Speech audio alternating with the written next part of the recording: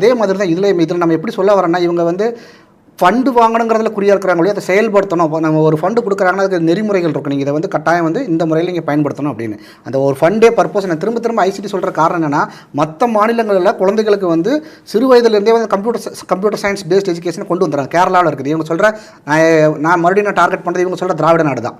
தமிழ்நாடு தவிர்க்கிற மற்ற எல்லா மாநிலங்களுமே கரெக்டாக இம்ப்ளிமெண்ட் பண்ணுறாங்க. பண்ணும்போது அந்த குழந்தைகளுக்கு தேவையான அந்த கணினி அறிவு வந்து கிடைக்குது.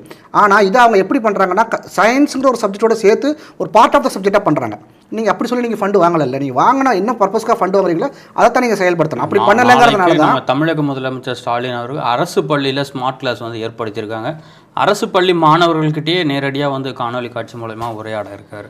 இல்லை அதான் சொல்கிறேன். நான் என்ன சொல்ல வரேன்னா, நீங்கள் சொல்கிறது கரெக்டு தான். அதை எப்படி செய்கிறாங்கன்னா, அந்த ஐசிடிங்கிறது தனி சப்ஜெக்டாக செய்யணும். நீங்கள் தனி சப்ஜெக்டாக செய்யாமல் ஏற்கனவே இருக்கிற ஒரு சப்ஜெக்ட் கூட நீங்கள் சேர்க்குறீங்க. அதாவது அறிவியல் 100% நீங்கள் படிக்கணும், கம்ப்யூட்டர் சயின்ஸ் 100% படிக்கிறத நீங்கள் ரெண்டையும் கம்பைன் பண்ண எப்படி இருக்கும்?